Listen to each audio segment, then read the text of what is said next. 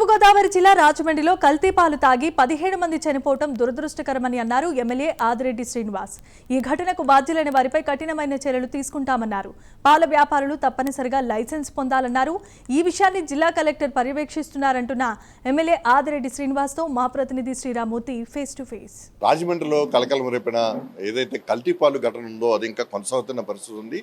అనేక మంది పాల వ్యాపారులు తనిఖీలు చేసినప్పుడు ఏదంటే నమూనాలు సేకరించి పరీక్షలకు వెళ్ళినప్పుడు అందులో కొన్ని యూరియా డిటర్జెంట్ అలాగే మరి కొన్ని పిండి పదార్థాలు కలుస్తాయని కూడా నిర్ధారణ అయింది. దీని మీద విస్తృత తనిఖీలు నిర్వహించడానికి అధికార యంత్రాంగం సిద్ధమైంది. ఈ నేపథ్యంలో అసలు రాజమండ్రిలో ఈ పాలు ఎంతమంది సరఫరా చేస్తున్నారు ఏంటి, అసలు ఈ కల్తీ పాలు నిరోధకానికి ఎలాంటి చర్యలు తీసుకుంటారు? ఇప్పుడు ఎమ్మెల్యే ఆదిరెడ్డి శ్రీనివాస్ మనతో ఉన్నారు. చెప్పండి, అసలు ఈ కల్తీ పాలు ఘటన చాలా ఆందోళన కలిగించింది. 17 మంది చనిపోయారు ఏదైతే ఇతలేని గైకాలు కలవడం వల్ల. ఇంకా ఇలాంటి పరిస్థితులు కొనసాగుతున్నాయని చెప్పేసి తాజాగా ఈ పరీక్షల్లో తేలింది. ఎలాంటి చర్యలు తీసుకోవాలని మీరు అధికారులు చూస్తున్నారు? పరిస్థితి అంటే లైసెన్స్ విధానం ప్రవేశపెట్టాలని అనుకుంటున్నారు. ఎవరైతే ఈ చిరు వ్యాపారస్తులు ఉన్నారో అందరూ కూడా లైసెన్స్ సిస్టమ్ అన్నదాన్ని అవగాహన చేసుకోవాలి, అలవాటు కూడా చేసుకోవాలి. ఎందుకంటే ఈ కూటమి ప్రభుత్వం ప్రజారోగ్యానికి అధిక ప్రాధాన్యత ఇస్తా ఉన్నాం. చాలా దురదృష్టమైన సంఘటన జరిగింది.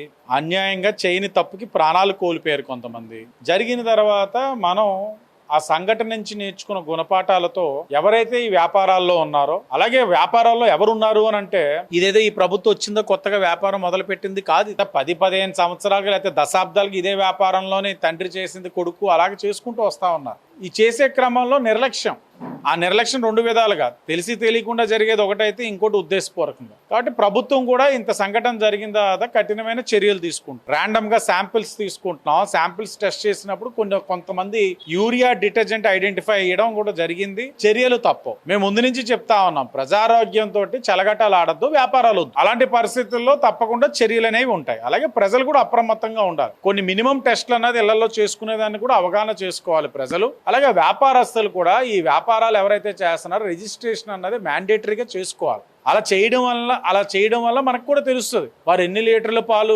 సేకరించారు, ఎన్ని లీటర్ల పాలు వ్యాపారం చేస్తా ఉన్నారు, ఎవరికి వేస్తున్నారు అన్నది కూడా మనకి రికార్డెడ్గా ఉంటే రేపటి రోజున ప్రభుత్వం ఒక పర్యవేక్షణ ఉండడం వల్ల ఇలాంటి తప్పులు జరగకుండా ఉండడానికి అవకాశాలు ఉంటాయి. తప్పకుండా ఆ వ్యాపారంలో ఉన్న వాళ్ళు ప్రజలకి సంబంధించిన వ్యాపారాలు ఏదైనా కానీ పర్యవేక్షిస్తాం. ఫుడ్ సేఫ్టీకి అధిక ప్రాధాన్యత ఇస్తాం. చెప్పిన తర్వాత కూడా ఇంకా ప్రజారోగ్యంతో చెలగాటాలాడితే కఠినమైన చర్యలు తప్పవు. 190 నమూనాలు తీసుకుంటే అందులో 9 ఈ కల్తీ ఉన్నట్టుగా తేలింది. ఇప్పుడు చాలా మంది అంటే రాజమండ్రి సిటీకి వచ్చే వాళ్ళు దాదాపు 1000 మంది పాల వ్యాపారులు ఉన్నారు. రూరల్ ప్రాంతం నుంచి వచ్చి ఇక్కడ అంటే కొంతమంది పశువులు ఉన్నాయి, కొంతమంది రైతులను సేకరించేస్తున్నారు. అసలు మొత్తం వ్యవస్థ మీద ఎలాంటి కంట్రోల్ పెట్టడానికి ప్రయత్నం చేస్తున్నారు?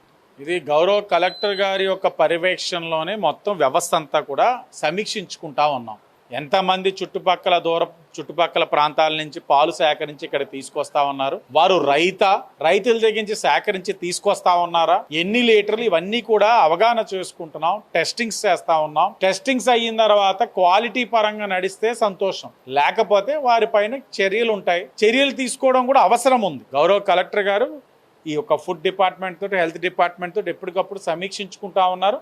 మేము కూడా ఎప్పటికప్పుడు తెలుసుకుంటా ఉన్నాం. మా వరకు వచ్చిన సూచనలు కూడా, ఎందుకంటే ప్రజలు వివిధ మాధ్యమాల్లో మాకు కూడా అడుగుతా ఉన్నారు ఏంటి ఇది అని. దాని అన్నింటిపైన కూడా ఆవిడతో చర్చించి ఏం చేయాలో నిర్ణయాలు తీసుకుంటాం. 9 మంది వ్యాపారులు తేలేరు. ఇప్పుడు వీళ్ళు దశాబ్దాలుగా పోతున్న వాళ్ళు ఉన్నారు, సంవత్సరాలుగా పోతున్నారు. వాళ్ళ ఫ్యామిలీస్ ఎలా ఉన్నాయి? ఎందుకంటే దీనివల్ల ఈ డిటర్జెంట్ కానీ యూరియా కానీ కలిస్తే మూత్రపిండాల వ్యాధులు, జీర్ణకోశ వ్యాధులు, అలాగే అల్సర్లు ఇలాంటివి వస్తాయి. ఆ ఇళ్లలో ఒక శాంపిల్ టెస్టులు చేయిస్తే మొత్తం అసలు విషయం అంటే తెలుస్తుంది.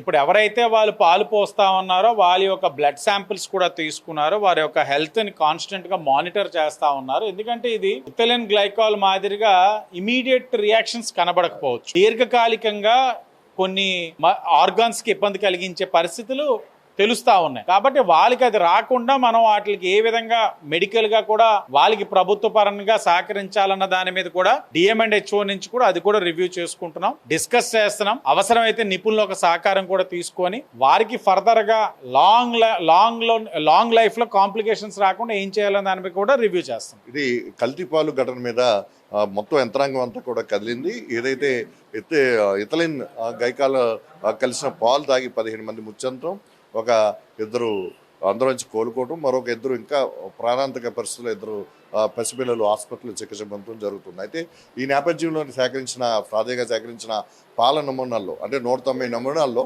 9 నమూనాల్లో కల్తీ ఉన్నట్టుగా, అంటే డిటర్జెంట్, యూరియా ఉన్నట్టుగా, అలాగే పిండి పదార్థాలు తేలింది. ఈ నేపథ్యంలో ఈ 9 మంది వ్యాపారులు ఎవరికైతే పాలు పోస్తున్నారో వాళ్ళని గుర్తించి వాళ్ళ రక్త నమూనాలు తీసుకుని వారికి ఎలాంటి ఆరోగ్య పరిస్థితులు ఉన్నాయో కూడా ఒకసారి చెక్ చేసేందుకు ఇప్పుడు యంత్రాంగం కూడా నడుం బిగించింది.